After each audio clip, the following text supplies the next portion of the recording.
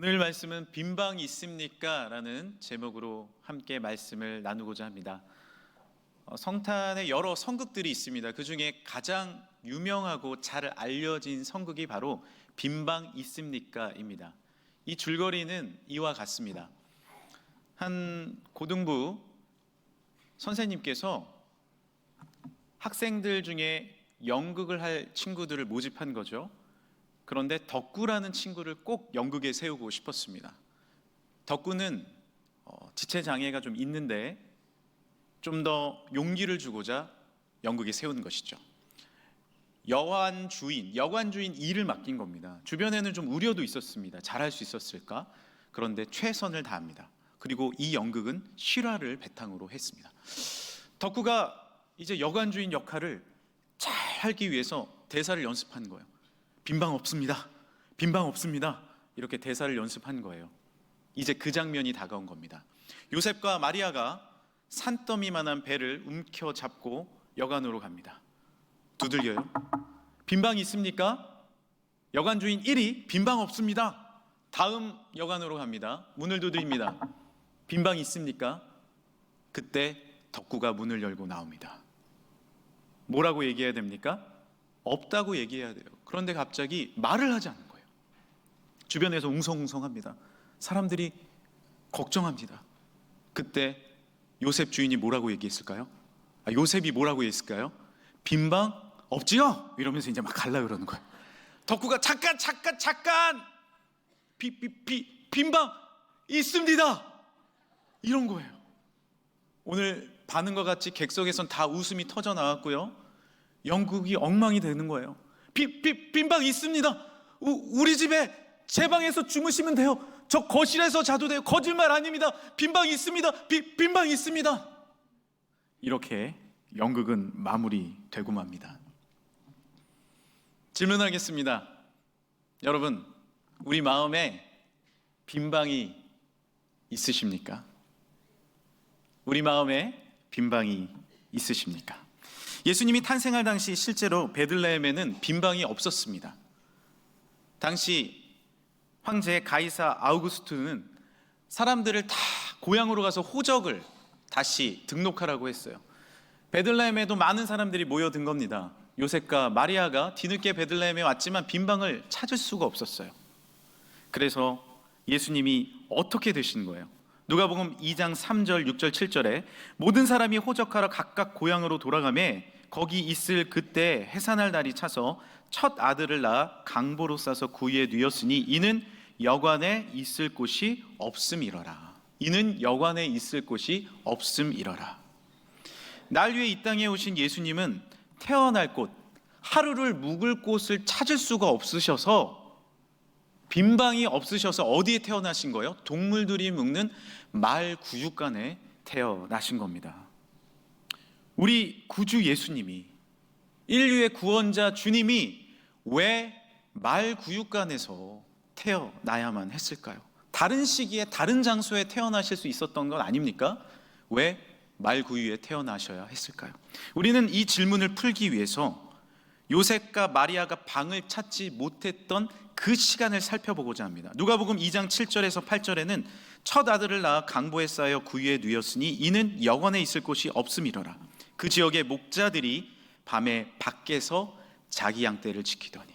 예수님이 빈방을 찾지 못할 그때에 베들레헴 인근 광야에 같은 처지에 놓인 사람들이 있었어요. 이 베들레헴 인근의 목자들은요, 방이 없었습니다. 텐트를 쳐야 했고 광야에서 찬 이슬을 맞으면서 추위와 더위를 견뎌야 했죠. 그리고 수많은 이리와 들짐승들, 그리고 수많은 도적대들로부터 자신을 보호받아야 했습니다. 맹수들의 공격이 있었습니다. 로마의 속국으로 살아야 했습니다. 수많은 재정적인 압박과 관계의 어려움, 일터의 아픔들을 갖고 있었던 사람입니다. 오늘 말씀에는 베들레헴 목자를 설명하는 단어들이 몇 가지 나오는데요. 누가복음 2장 8절에 그 지역의 목자들이 밤에 밖에서 자기 양떼를 지켰다라고 기록되어 있습니다. 지금 우리가 살고 있는 이 현대 사회에도 수많은 현대의 지역의 목자들이 살고 있습니다. 밤에 밖에서 자기 양떼를 돌보는 우리들의 모습 아닙니까? 현대인들은 늘 내 것만을 챙겨야 됩니다. 나의 것, 나의 물질, 나의 가정, 나의 직장, 나의 것을 돌보기에 주변의 환경들을 돌아볼 여유조차 없는 것이 이 지역의 우리의 삶의 목자들의 삶 아닙니까? 몇 년 전 수많은 교회에서 광야라는 찬양을 많이 불렀어요. 이 찬양이 선풍적으로 많이 불려졌습니다. 찬양의 가사는 이와 같아요. 왜 나를 깊은 어둠 속에 홀로 두시는지, 어두운 밤은 왜 그리 길었는지, 나를 고독하게, 나를 낮아지게, 세상 어디도 기댈 곳이 없게 하셨네. 광야에 서 있네. 이 가사가 왜 그렇게 우리의 마음을 울렸습니까? 수많은 젊은이들이, 기성세대들이 이 찬양을 부르면서 눈물을 많이 흘렸어요. 왜냐하면 나의 삶을 대변하는 것 같았기 때문에 그렇습니다. 내 일터와 내 가족, 그리고 나의 삶의 각박함, 여러 가지 광야의 모습들이 나를 올가매고 있습니다. 빈들에서 살아가는 우리들에게, 광야에 살아가는 우리들에게, 그런데 누군가 오셨습니다. 마음의 여유조차 없는 우리의 삶 가운데 빛으로 오신 분이 있습니다. 높은 보좌를 버리고 하나님이 인간이 되어 오셨습니다. 말씀이 육신이 되어 오셨습니다. 그분은 누구십니까? 우리 구주 예수 그리스도인 줄 믿으시길 바랍니다. 주님이 이 땅에 오신 거예요. 광야로 오신 것입니다. 빈방을 찾지 못한 우리에게 그대로 오신 거예요. 예수님이 왜 말구유간에 오셨습니까? 광야와 같은, 말구유와 같은 나의 삶에 오신 거예요. 그것을 알려주시기 위해서 낮고 천한 곳으로 오신 것입니다. 높은 왕궁으로, 좋은 집으로가 아니라 우리 삶이 머물러 있는 이 광야로, 그 말구유간으로 오신 줄 믿습니다. 빈방이 없는 너희에게 그 아픔과 밖의 장소로 내가 가기를 원한다, 주님 말씀하십니다. 주님은 빈방의 여유가 없는 우리를 위해 오셨습니다. 이 광야로 오신 것입니다. 그리고 나의 산성이 되어주신다 말씀하십니다. 내가 어둠 가운데 머무는 너희를 위해 내가 요새가 되겠다, 내가 힘이 되겠다, 내가 소망이 되겠다 말씀하십니다. 베들레헴 목자들에게 예수님의 탄생 소식이 들렸어요. 그 탄생 소식으로 목자들은 기뻐하는 것입니다. 베들레헴 말구유로 달려갑니다. 다른 곳이 아니라 우리의 그 삶의 자리로 오신 주님을 만나러 가는 것이죠. 오늘 말씀 2장 11절에 오늘 다윗의 동네에 너희를 위하여 구주가 나셨으니 곧 그리스도 주시니라. 너희가 가서 강보에 쌓여 구유에 누워있는 아기를 보리니 이것이 너희에게 표적이니라. 이 기쁨의 소식은 우리를 변화시키는 거예요. 메리 크리스마스는 어떤 뜻이라고요? 기쁨의 구세주가 나셨습니다. 기쁨의 메시아 예수 그리스도가 탄생하셨습니다. 할렐루야. 이 소식을 우리가 외칠 때, 이 소식을 우리가 선포할 때 우리의 삶 가운데 진정한 기쁨이 회복되는 거예요. 기쁨의 소식은 우리를 변화시킵니다. 예수님을 탄생을 알리는 이 메리 크리스마스의 소식이 우리의 삶을 변화시키고 광야의 빈들의 말구유의 우리의 삶을 다시 한번 빛과 소망과 능력으로 인도함을 믿으시길 바랍니다. 예수님의 탄생을 알리는 이 복된 소식에게는 우리를 살리는 아름다운 단어들이 숨겨져 있습니다. 2장 9절입니다. 그 지역에 목자들이 밤에 밖에서 자기 양떼를 지켰는데 주의 사자는 어디에 쓰셨다고요? 곁에. 주의 영광의 빛이 그들에게 두루 비춰졌다는 것이죠. 다른 것입니다. 밤과 밖이 아닙니다. 곁과 주의 영광의 빛이죠. 어떤 변화가 있는 것입니까? 밖에서 곁으로의 변화입니다. 아웃사이드에서 인사이드로 들어오신 것이죠. 우리는 밖에 머물던 사람입니다. 그러나 예수님은 우리의 곁으로 오셨습니다. 성탄의 의미는 무엇이에요? 내 곁에 오셨다라는 의미입니다. 예수 그리스도의 이 탄생의 뜻은 무엇이냐면 마태복음 1장 23절에 보라 처녀가 잉태하여 아들을 낳을 것이요 그의 이름을 임마누엘이라 하리라 하셨으니 이를 번역한 듯 하나님이 우리와 함께 계시다. 할렐루야. 하나님이 우리와 곁에 계신다라는 뜻이 바로 예수 그리스도 임마누엘의 뜻입니다. 이사야 43장 10절 함께 읽어볼까요? 두려워 말라 내가 너와 함께함이라. 놀라지 말라 나는 내 하나님이 됨이니라. 내가 너를 굳세게 하리라. 참으로 너를 도와주리라. 참으로 나의 의로운 오른손으로 너를 붙들리라. 할렐루야. 이사야는 예수님의 탄생의 예언의 소식이에요. 뭐라고 말씀하시는 거예요? 두려워하지 말라는 이유가 무엇이에요? 내가 너의 곁에 있겠다. 내가 너와 함께 하겠다. 아웃사이드가 아닙니다. 내 곁에 계시는 인사이드입니다. 우리는 오해를 하죠. 무엇인가를 밖에서 끌어와야 기쁨이 주어진다 생각해요. 물질과 즐거움과 쾌락과 장소들과 나의 것들과 밖에서 끌어당기려고 해요. 그러나 예수님은 우리 안에 임하시는 겁니다. 저는 수많은 집회를 인도해 보았습니다. 집회를 인도하다 보면 많은 분들이 집회에 참석하지 않습니까? 이 앞자리에 마스카라를 진하게 하시고 화장을 아주 멋지게 하신 여성분이 앉아 계시는 거예요. 그 자매님이 계신 걸 봤는데 예배 시작에 보니까 얼굴이 너무 어두운 거예요. 근심이 가득하시더라고요. 그게 느껴졌습니다. 집회 때 말씀을 전하고 기도를 하고 찬양을 했습니다. 오랜 시간이 마치고 이제 제가 내려가려고 하는데 그 자매님이 저에게 찾아오신 거예요. 이렇게 얘기하십니다. 목사님, 정말 은혜 받았습니다. 예수님이 저와 함께 하심을 제가 경험하게 됐어요. 믿게 됐습니다. 저의 근심과 걱정이 사라지는 것을 느꼈습니다. 너무 감사합니다라고 얘기를 하시는데 저는 그 얼굴을 쳐다볼 수가 없는 거예요. 왜냐하면 마스카라가 다 번져가지고 팬더가 되신 거예요. 자기는 모르는 것 같아. 그래서 제가 이렇게 쳐다볼까 말까 하다 딱 쳐다봤는데 그 얼굴이요, 마스카라는 다 지워졌지만 눈물과 함께 근심과 걱정도 사라진 진정한 기쁨의 아름다운 얼굴이었습니다. 할렐루야. 우리는 겉을 어떻게 하느냐에 대해서 관심이 많지만 주님이 내 안에 오시면 비록 내 겉이 지워졌더라도 그 얼굴에서는 아름다운 진정한 빛과 행복이 넘쳐날 줄 믿습니다. 그것이 곁의 축복 아닙니까? 진정한 희락과 기쁨 아닙니까? 우리는 빈방을 찾아 헤맵니다. 그러나 기억하십시오. 빈방이 정말 필요한 곳은 밖이 아니라 내 마음이에요. 실제로 우리 집에 주변에 빈방이 없다 하더라도 내 마음에 빈방을 준비하면 주님은 그 광야로 나와 함께 하시고 그 빈방이 빈다는 하나님의 영광의 방이 될 줄 믿습니다. 또한 어떤 변화가 있습니까? 어둠에서 빛으로의 변화가 있습니다. 어둠에서 빛으로 변화됩니다. 현대인들은 밤에 홀로 남으면 어두움을 잠식되어 버립니다. 어둠에 완전히 잠식되어 버리죠. 우리는 어둠에 이제 익숙해져 버렸습니다. 마음이 고독하고 힘들면 어떻게 하시죠? 핸드폰을 켜는 거죠. TV를 켭니다. 넷플릭스를 켭니다. 그리고 더 어두운 영화들과 더 어둠 속으로 들어가 버리죠. 우울함과 어둠에 머물러 있습니다. 두려움과 타협합니다. 거짓과 타협할 때가 있습니다.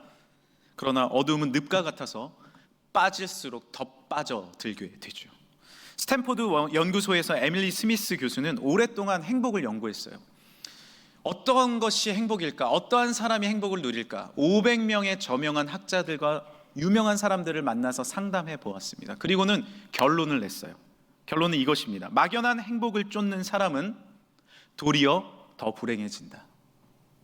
막연한 행복을 찾는 사람은 도리어 더 불행해진다. 이것이 결론이었어요. 우리는 어두움에 머문 상태로 죄악된 상대로 행복을 찾을 때가 있습니다. 막연한 행복을 찾는 거예요. 이 물질이 행복일까? 내가 이 즐거움이 행복일까? 이 쾌락이 행복일까? 더 어두운 것으로 나의 삶을 뒤덮고 있습니다. 그렇지만 더 불행해지는 것이죠. 어떻게 하면 그러면 진짜 행복을 찾는다고 말하는지 아십니까? 삶의 의미를 찾을 때 진짜 행복해진다는 거예요. 내 삶이 다른 것으로 끌어당기는 것이 아니라 어둠으로 채우는 것이 아니라 빛의 의미를 찾을 때 행복해진다는 거예요. 제가 아내와 결혼을 약속하고 크리스마스를 앞두고 있었습니다. 우리가 이 크리스마스를 어떻게 하면 좋게 보낼까? 어떤 레스토랑을 예약할까? 어떻게 지낼까 고민을 했다가 의미를 찾기로 해봤어요. 비주공예로 아내는 30개의 반지를 만들었고요. 저는 과자를 쌌습니다. 그리고 요양원으로 갔어요. 성탄절 예배는 내일도 성탄절 예배를 드릴 텐데 오전으로 끝나지 않습니까? 저녁 예배가 없으니까 요양원으로 간 거예요. 성탄절 25일인데도 많은 분들이 외로움 가운데 머물러 계셨습니다. 여자분들에게는 반지를 껴줬고, 비싼 반지는 아니에요. 비즈 공예로 만든 반지. 그런데 그렇게 행복해 하시더라고요. 남자분들에게는 반지를 끼워드릴 수 없어서 준비한 과자를 드렸습니다. 그런데 어떤 크리스마스보다 내 삶이 행복으로 채워지는 것을 경험하게 됐어요. 의미를 발견했기 때문이죠. 우리 삶 가운데 빛으로 오시고 사랑으로 오신 예수 그리스도를 전하는 그 삶이 진정한 행복의 크리스마스가 되는 것을 경험했습니다. 빛의 반대말은 무엇일까요? 빛의 반대말은 무엇입니까? 어두움인 것 같죠? 그런데 과학적으로 빛의 반대말은요, 빛의 부재입니다. 왜냐하면 어둠이라는 것은 없어요. 빛이 없기 때문에 어두운 것입니다. 우리는 어둠 가운데 어떻게든 이것을 탈피하기 위해서 노력을 합니다. 그런데 어둠은 그렇게 해서 없어지는 것이 아니라는 거예요. 작은 빛이라도 우리에게 비춰졌을 때, 진정한 빛 대신 예수 그리스도가 우리 삶 가운데 임재하셨을 때, 진정한 구원의 능력이 우리의 삶 가운데 머물렀을 때 그 빛이 어둠을 몰아내는 줄 믿으시길 바랍니다. 어둠은 강할 수가 없어요. 아무리 강해도 빛이 다가오면 어둠은 물러가게 돼 있는 거예요. 왜 내 삶의 어둠에 잠식되어 갈까요? 빛이 없기 때문에 그렇습니다. 빛이 부재하기 때문에 그래요. 태양빛이 떠오르면 모든 어둠은 사라지듯이 예수 그리스도의 빛이 우리 삶 가운데 비춰졌을 때, 태양이 조금만 비춰졌을 때, 복음의 빛, 구원의 빛이 우리의 삶 가운데 이 성탄의 계절에 비춰졌을 때 우리의 가정의 어둠이 떠나갈 줄 믿습니다. 우리의 삶의 두려움이 떠나갈 줄 믿습니다. 우리의 삶의 낙심이 떠나가게 되는 것입니다. 그것이 예수 그리스도의 구원의 빛이에요. 중세에는 예수 기도를 늘 드렸습니다. 하나님의 아들 예수 그리스도시여 나를 불쌍히 여겨달라고, 하나님의 아들 예수 그리스도시여 나에게 빛을 비춰달라고, 하나님의 아들 예수 그리스도시여 나와 동행하여 주옵소서. 이렇게 계속 예수의 기도를 드리고 외쳤을 때 구원의 빛이 나에게 임한 것입니다. 빛의 근원은 누구십니까? 우리 구주 예수 그리스도이십니다. 죄악은 어떻게 떠나갑니까? 오직 예수의 보혈로 떠나가게 되는 줄 믿으시길 바랍니다. 오직 예수, 주님을 붙잡았을 때 우리 삶에, 우리 가정에 하나님의 이름이 선포될 줄 믿습니다. 빛 대신 주님이여 내 삶에 임재하여 주옵소서. 빛의 주님이여 나의 삶의 구원으로 임재하여 주옵소서. 시편 80편 3절입니다. 하나님이여 우리를 돌이키시고 주의 얼굴빛을 비추사 우리가 구원을 얻게 하소서.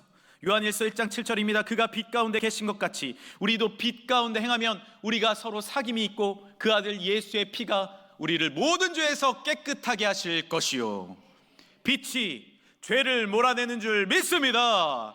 빛이 참된 구원을 허락해 주십니다. 또한 어떤 변화를 우리에게 이 성탄의 계절에 주십니까? 자기 양떼에서 두루 비추는 은혜를 주십니다.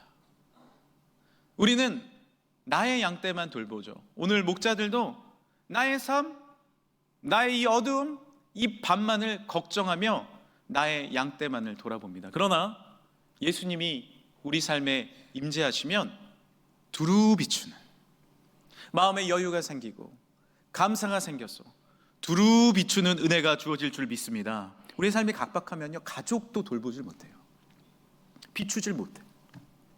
우리 삶이 각박하여지면 주변 이웃은 돌아볼 여유조차 없습니다. 그렇지만 때로는 조금 부족해도, 때로는 조금 연약해도요, 주님이 내 삶 가운데 임하시면요, 내 안에 빈 방이 창조되기 시작해요. 시편 51편 10절에는요, 하나님이여 내 속에 정한 마음을 창조하시고 내 안에 정직한 영을 새롭게 하소서라고 기록되어 있습니다. 나는 빈 방이 없어요. 실제로 나는 빈 방이 없어요. 각박해요. 힘들어요. 어려워요. 그런데 주님이 내 삶 가운데 임재하시면 내 안에 빈 방이 창조되는 거예요. 할렐루야! 주님이 그 넉넉한 여유와 돌아볼 수 있는 두루비춤을 허락해 주신다는 거죠. 이것이 바로 하나님의 역사입니다. 이 성탄의 계절에 이웃들에게 넉넉한 마음으로 주변을 돌아봐야 합니다. 저희 교회도 작은 자의 벗을 통해서 이 성탄의 계절에 주변을 돌봅니다. 반찬을 먹지 못하는 분들에게 반찬을 제공해 드려요. 또한 힘들고 어려운 이웃들에게 사랑을 전합니다. 이 연말이 되니까 우리 교회가 돕는 또 어려운 교회들 선교지에서 감사 카드가 옵니다. 금천교회 감사합니다. 금천교회를 통해서 우리 교회가 선교지가 힘을 얻습니다. 감사합니다. 이것이 무엇입니까? 두루비춤 아닙니까? 베들레헴 목자들은 이제 예수님을 배웠습니다. 내 삶과 같은 말구 위에 오신 예수님을 만난 거예요. 그리고 어떠한 마음으로 돌아갔나요? 누가복음 2장 20절입니다. 목자들은 자기들에게 이르던 바와 같이 듣고 본 모든 것으로 인하여, 우리 하나님께부터 함께 읽어볼까요? 시작. 하나님께 영광을 돌리고 찬송하며 돌아가니라. 한 번 더요. 하나님께 영광을 돌리고 찬송하며 돌아가니라. 할렐루야. 주님을 만나니 밖이 아니라 안의 기쁨을 누리고, 주님을 만나니 어둠이 아니라 빛을, 구원을 발견하고, 주님을 만나니 자기 양떼만 돌보는 것이 아니라 두루비춤을 경험한 이 목자들이 찬송하며 감사하며 기뻐하는 창조된 마음으로 돌아간 줄 믿습니다. 이것이 예수님이 주시는 놀라운 축복입니다. 만약 2023년에 내 입술에 감사가 없었다면, 찬양이 없었다면, 이제 이 성탄에 예수님을 만나길 간절히 소망합니다. 우리에게 구원을 주시고 참된 빛을 주신 주님을 내 마음에 영접하길 원합니다. 주님을 만나면 내 입술 가운데 감사가 넘쳐나고, 내 삶 가운데 기쁨이 넘쳐나며, 내 삶 가운데 놀라운 찬양이 흘러가게 될 줄 믿으시길 바랍니다. 함께 우리가 고백하길 원합니다. 예수님과 함께 지금 기뻐합니다. 예수님과 함께 지금 기도합니다. 예수님과 함께 지금 감사합니다. 주님과 함께 할 때 지금의 기쁨이, 우리 삶의 기도가, 우리 삶의 찬양과 감사가 흘러 넘칠 줄 믿습니다. 이제 말씀을 마무리하고자 합니다. 처음에 빈방 있습니까? 라는 영국으로 시작했듯이 이제 빈방 있습니까의 영국으로 마무리해 보겠습니다. 덕구가 외칩니다. 빈방 있습니다. 빈방 있습니다. 모두들 크게 웃었어요. 그런데 장례는 점점 숙연해지기 시작했습니다. 그리고 시간이 지날수록 이 성극이 세상에서 가장 아름다운 성극임을 깨닫게 되었어요. 덕구의 마음속에 빈방이 있었을까요? 아니요, 아마 없었을 거예요. 연극이 걱정됐을 거고, 연극도 이미 틀렸고, 사람들의 눈초리가 있고, 삶이 힘들고 어려웠을 것입니다. 그러나 덕구에게는 생각해보니 빈방이 있었던 거예요. 내 방을 내어드리면 되잖아요. 그리고 주님과 함께 자면 되잖아요. 생각해보니 나에게 빈방은 있는 거예요. 내 슬픔도 빈방이요, 내 눈물도 빈방이요, 어렵고 힘든 나의 가정 상황도 빈방이요, 그리고 때로는 힘든 나의 직장과 사업의 현장도 빈방입니다. 왜요? 그곳에 예수님이 오시면 되잖아요. 우리가 주님 붙잡고 함께 살면 되잖아요. 왜 말구 위에 오셨습니까? 왜 광야로 오신 겁니까? 왜 우리에게 오신 겁니까? 함께 하자고 오신 거예요. 사랑하는 주님은 이 성탄절에 나의 빈방으로 오시길 원합니다. 그 아픔의 자리로, 눈물의 자리로, 덕구와 같은, 베들레헴 인근의 목자와 같은 나의 삶의 자리로 주님은 높고 높은 보좌를 버리고 낮고 낮은 이 땅에 오셨습니다. 주님을 다시 한번 우리 마음에 모십시다. 그리고 우리도 고백합시다. 주님, 각박한 목자와 같은 내 마음에 들어와 주실 수 있나요? 예수님, 힘들고 어려운 내 삶 가운데 동행해 주실 수 있나요? 그때 밖은 아니 될 것이고, 그때 어두움은 빛이 될 것이며, 그때 나의 양떼만을 급급히 돌아봤던 나의 삶은 두루 비추는 은혜의 삶으로 변화될 줄 믿습니다. 그것이 이 성탄의 기적이요, 그것이 이 성탄의 은혜이며, 그것이 예수 그리스도 임마누엘의 축복임을 믿습니다.